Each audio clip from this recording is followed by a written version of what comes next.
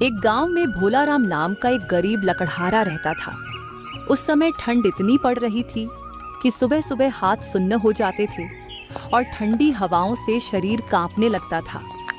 फिर भी वह रोज जंगल से लकड़ियां काटकर बाजार में बेचता था और उसी से अपने परिवार का गुजारा करता था।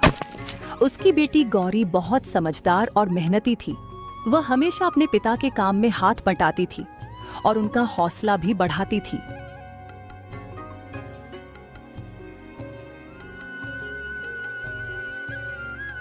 पिताजी, आप रोज पतली पतली लकड़ियां काट कर लाते हैं।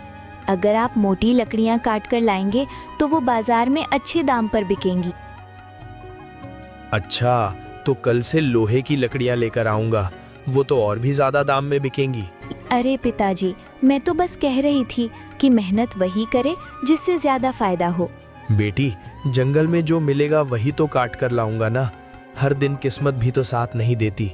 हाँ पिताजी, मैं समझती हूँ, लेकिन काश हमारी गरीबी थोड़ी कम हो जाती। पता नहीं बेटी, भगवान ने हमें इतना गरीब क्यों बनाया। घर में राशन तक नहीं बचा है। आप चिंता मत कीजिए पिताजी, सब ठीक होगा। मैं भी कुछ काम ढूंढने की कोशिश करूंगी। नहीं बेटी, तुम पढ़ाई और घर संभालो, मैं अभी जंगल जा रहा हूँ। शाम तक लकड़ियाँ बेचकर राशन लेकर आऊंगा। ठीक है पिताजी, आप अपना ध्यान रखना। तुम भी घर का ध्यान रखना बेटी। ये कहकर भोलाराम ठंडी सुबह में जंगल में लकड़ियां काटने के लिए निकल गया।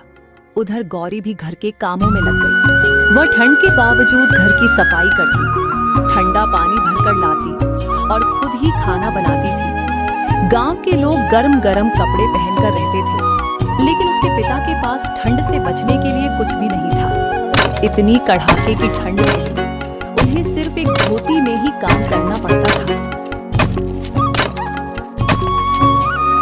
गौरी अक्सर अपने गांव की दूसरी लड़कियों को देखकर उदास हो जाती थी, क्योंकि वे उसके मुकाबले इतनी गरीब नहीं थी।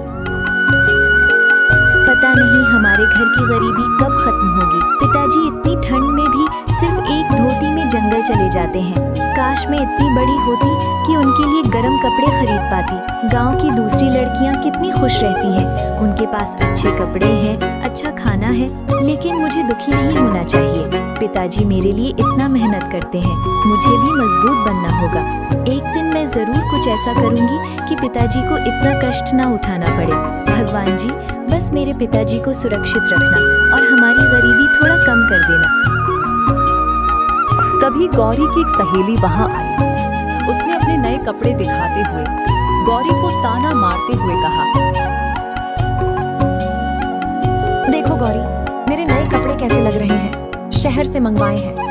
अच्छे हैं, तुम पर अच्छे लग रहे हैं। वैसे तुम्हारे पिताजी तो लकड़ियां काटते हैं ना, तुम तो ऐसे कपड़े खरीद भी नहीं पाती होगी। नंदिनी, हर किसी की हालत एक जैसी नहीं होती और मेहनत की कमाई पर शर्म नहीं करनी चाहिए। अरे मैं तो बस सच ही कह रही हूँ।